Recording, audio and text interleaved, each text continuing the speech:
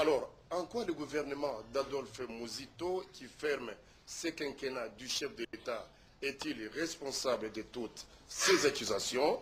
Nous allons le voir tout à l'heure.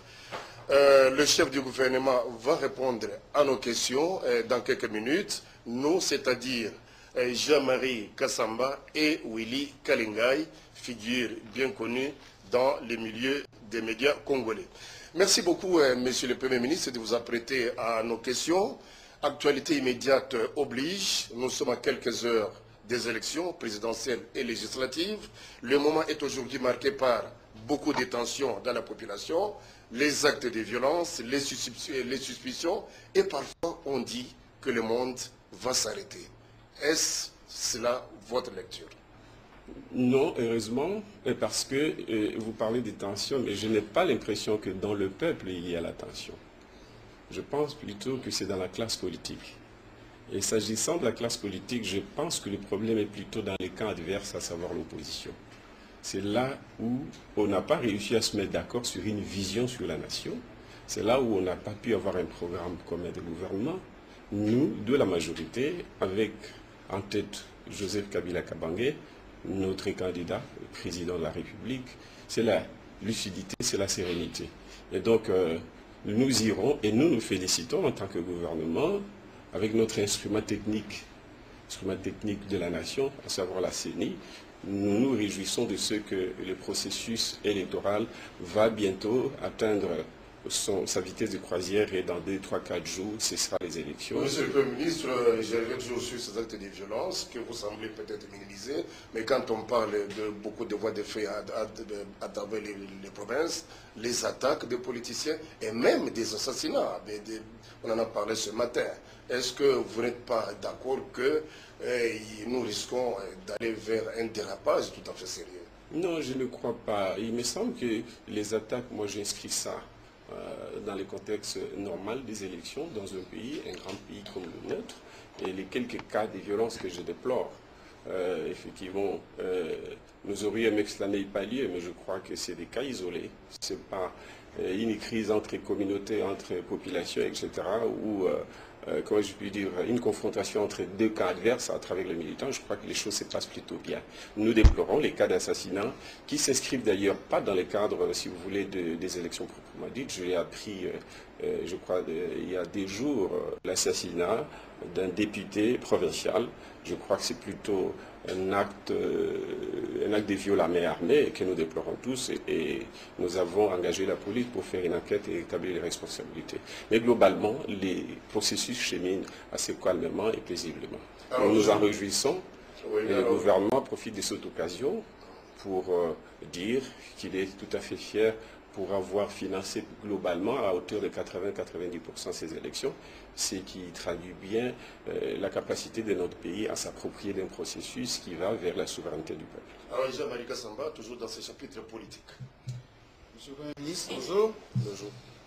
Alors, moi je vais aller directement au but parce qu'on a écouté depuis quelques jours l'ancien Premier ministre, Léon Kingwa-Ndondo, actuel président du Sénat, dire que votre gouvernement, c'est-à-dire Antoine Gizenga et vous-même, votre bilan est globalement négatif.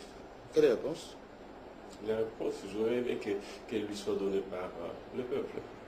Kingo, j'ai beaucoup d'estime avec la personne.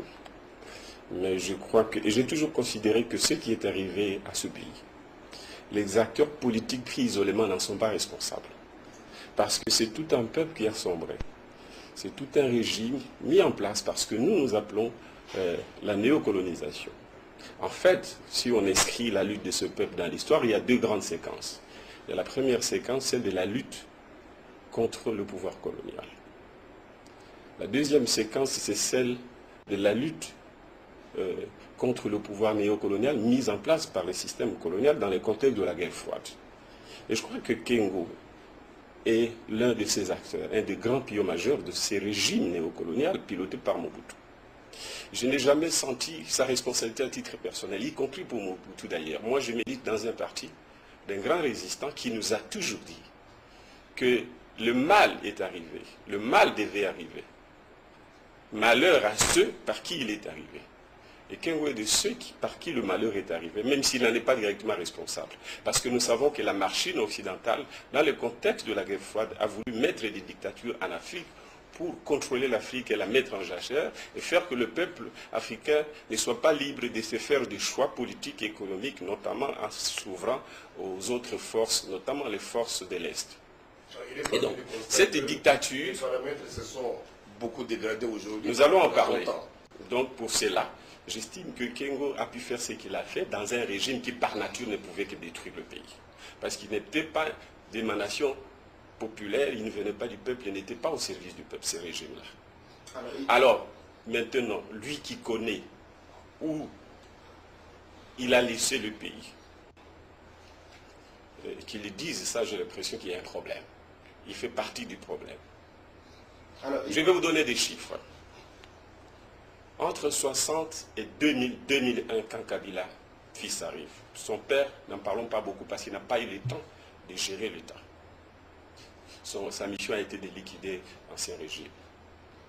La richesse du pays est passée de 6-7 milliards à 4 milliards et demi. C'est-à-dire que pendant les régimes, les 40 ans de dictature, la richesse du pays n'a fait que de croître. Et nous, on est parti d'un PIB, de 450 $ pour un Congolais en 60 à un PIB de 90 $ quand Kengo et Mobutu quittaient le pouvoir. Kabila prend le pays en 2001.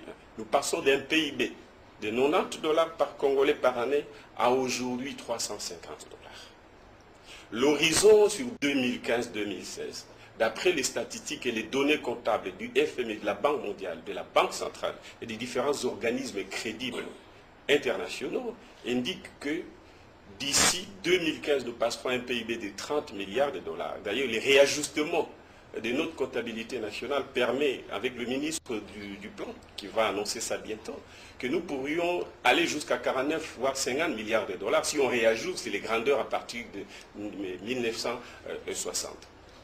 Donc, nous avons là deux phases. La première phase du déclin pendant 40 ans, où la richesse a été divisée par 2, et la phase de l'ascension avec Kabila, où la richesse va être multipliée par 6. C'est-à-dire des 4 milliards et demi, j'arrondis à 5 milliards en 2001, à 30 milliards si je suis minimaliste, en 2015. Qui a fait mieux? Oui, à la limite, si vous permettez, à la limite, monsieur le Premier ministre, si vous permettez. À la limite, nous aurions pu ne pas créer la richesse comme c'est le cas. Mais au moins, on n'aura pas détruit la richesse. Et non seulement ils ont détruit la richesse du pays, mais ils ont endetté gravement le pays. Gravement le pays, et il a fallu attendre Kabila pour qu'il réduise cette dette, obtienne son annulation. Souvent, les journalistes... Nous aborderons en profondeur les questions politiques. Dans la deuxième partie de cette émission, excusez-moi, je préfère plutôt qu'on reste d'abord dans la partie politique, et quitte à nous, dans les minutes qui suivent, d'aborder vous savez, l'économie est fondamentalement politique. C'est fondamental, je le sais. Willy, peut-être une question sur le plan politique.